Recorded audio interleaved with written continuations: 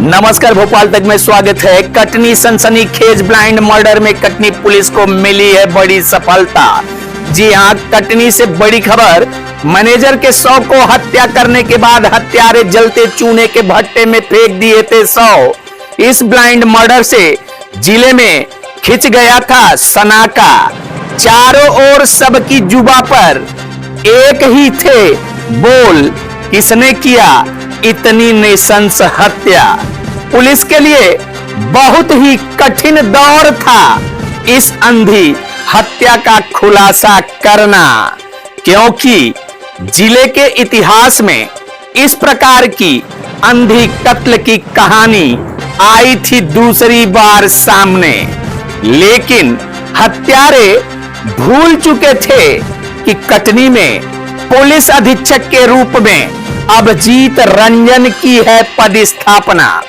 जाबाज IPS अफसर ने चंद ही घंटों में अंधी हत्या का किया खुलासा, अपराधियों को किया गिरफ्तार, भेजा जेल के शिकंजों के पीछे। देखिए विस्तृत रिपोर्ट भोपाल तक की। कटनी जिले के कुठला थाना क्षेत्र में स्थित कचगंवा सिमको लाइम के मैनेजर की हत्या का मामला प्रकाश में आया तो पूरे जिले में सनाका खींच गया और पुलिस महकमा में हड़कंप की स्थिति निर्मित हो गई।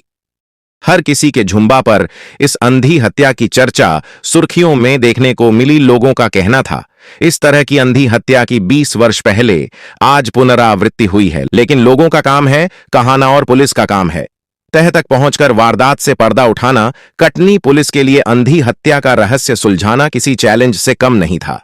इस चैलेंज को कटनी पुलिस अधीक्षक अभिजीत रंजन ने स्वीकार करते हुए जिले की समस्त पुलिस टीम के साथ एक व्यूह रचना की। मुखबिर तंत्र आम सूचनाओं के आधार पर साइबर टीम की सहायता से कुछ चंद घंटों में ही अपराधियों के गिरेबान तक पहुंचने में कामयाबी हासिल करते हुए आरोपियों की शिनाख्त और कबूलनामे के आधार पर हत्या के 4 आरोपियों को लूटे गए नकदी लगभग 80,000 के साथ गिरफ्तार किया।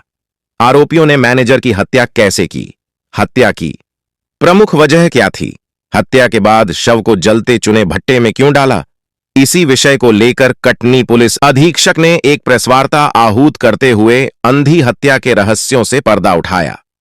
क्या कहते हैं पुलिस अधीक्षक, आइए सुनते हैं पूरी कहानी, उन्हीं की जुबानी। देखिए भोपाल तक ब्यूरो रिपोर्ट। देखिए, निश्चित रूप से आप ये सही सवाल कर रहे हैं कि इस प्रकार से एक वृद्ध व्यक्ति जो कि 25 सालों से उस कंपनी में काम कर रहा था और उसकी अचानक से हत्या और पुनः उसकी बॉडी को चूना भट्टे में निर्मम तरीके से जलाने की जो वारदात कुठला थाना के कछवा गांव के चूने भट्टे में हुई है, सिमको लाइम कंपनी में हुई है, निश्चित रूप से दिल दहलाने वाली घटना थी। और पुलिस के अगर परिप्रेक्ष्य की बात करें, परसेप्शन की बात करें, तो हमारे लिए बहुत बड़ी चुनौती थी। इस चुनौती को हमने और हमारी पूरी टीम ने स्वीकार किया और हमने कुछ ही घंटों में इस वारदात का खुलासा किया है।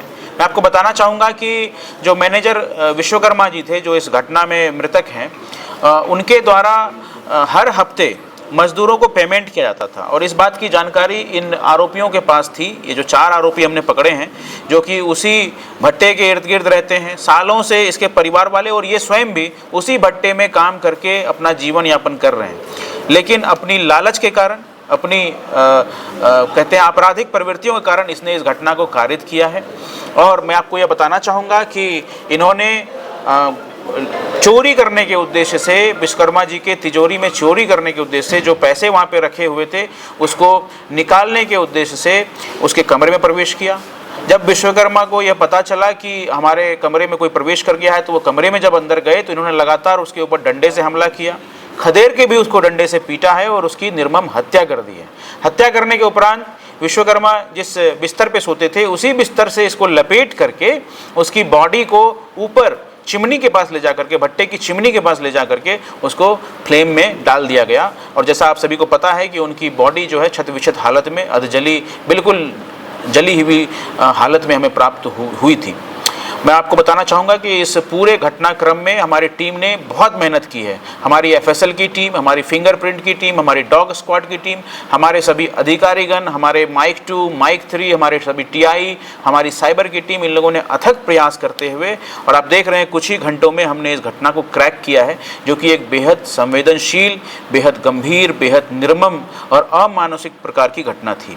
और इस घटना में सफलता प्राप्त करने के लिए, इस घटना में त्वरित कार्रवाई करने के लिए मेरे द्वारा इस टीम को पुरस्कृत किया जाएगा।